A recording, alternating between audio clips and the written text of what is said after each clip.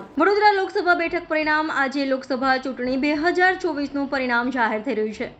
વડોદરા લોકસભા બેઠકમાં ભાજપે doctor Hemang જોશીને ticket આપી હતી અને કોંગ્રેસે જશપાલ પઢિયારને ટિકિટ આપી હતી।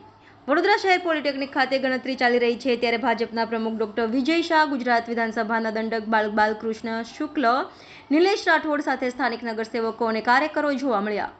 વડોદરા શહેર પોલિટેકનિક ખાતે શાંતિપૂર્ણ મતદાન ગણતરી થઈ રહી છે ત્યારે વડોદરા લોકસભાના ઉમેદવાર હેમાંગ જોશી અને જસપાલસિંહ પઢિયારના ચોથા રાઉન્ડના હેમાંગ જોશીના 2,36,355 વોટની સામે જસપાલસિંહ પઢિયારના 65,490 મતો અંતે મળેલ છે। ધર્મેન્દ્રસિંહ વાઘેલા 38,369 મત, કાળુભાઈ ગોહિલ 17,487 મત।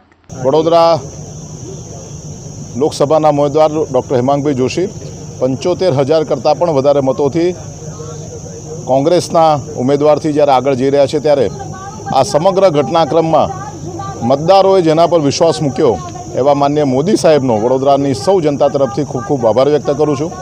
10 વર્ષના શાસન દરમિયાનમાં જે પ્રકારના વિકાસના કામો થયા, જે પ્રકારે લોકો સુધી યોજનાઓ પહોંચી, મને એવું લાગે છે કે તીસરી બાર મોદી સરકારના નારાની સાથે સાથે વડોદરામાં ગઈ વખતના અમારા સાંસદ રંજનબેન ભટ્ટ કરતાં પણ વધારે મતોથી ડૉક્ટર હેમાંગભાઈ જોશી જીતી જાય એ પ્રકારનો ટ્રેન્ડ અત્યારે દેખાઈ રહ્યો છે।